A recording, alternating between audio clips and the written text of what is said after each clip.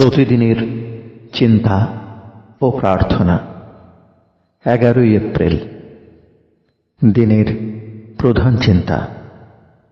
যেজন বিবেচনাহীন অথবা স্বার্থের দাস, তাহার চিত্তে কোনদিন মহাসত্যের অভ্যুদয় হয় না। মুখস্থ করা যায়। কেন হও কলহ প্রমুখ, খুঁজিতে মুক্তির পথ?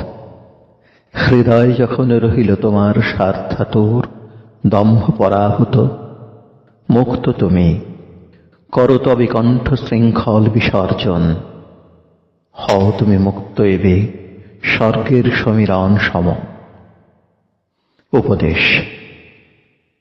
যদি আমরা একাগ্র ভক্তিতে অবনত হইয়া অসংলগ্ন বিভক্ত মনকে কুড়াইয়া আনিয়া একত্র করিতে পারি, তবেই আমাদের হৃদয়ের সকল মলিনতা বিদূরিত হইবে এবং আমরা দিব্য দৃষ্টি লাভ করিব।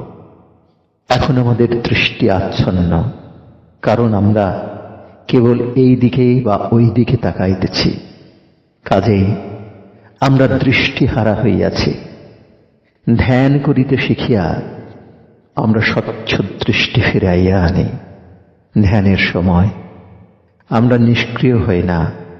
যে পথ দিয়া সাধারণ কর্মবৃত্তি প্রবাহিত হয়, সে পথ তখন রুদ্ধ হয় এবং উন্নততর বৃত্তিগুলি সজোরে আমাদের মুক্ত করিয়া অন্য কর্মের পথ খুলিয়া দেয়।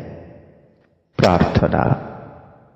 ওগো সর্বকরুণাময় প্রভু, আমার ভিতরে সত্য লাভের জন্য আরো গভীর আকুলতাময় কামনা জাগাও। আমাকে উন্নততর জ্ঞান দান করো। আমি যেন সত্য দর্শন করিয়া অসত্যকে পরিহার করি। তোমার প্রকৃত সত্তা আমার কাছে প্রকাশিত করো, যেন আমি তাহা দেখিয়া সকল বন্ধন ও অন্ধতা হইতে মুক্ত হই। তোমার অন্বেষণে যেন আমি কখনো পরিশ্রান্ত না হই।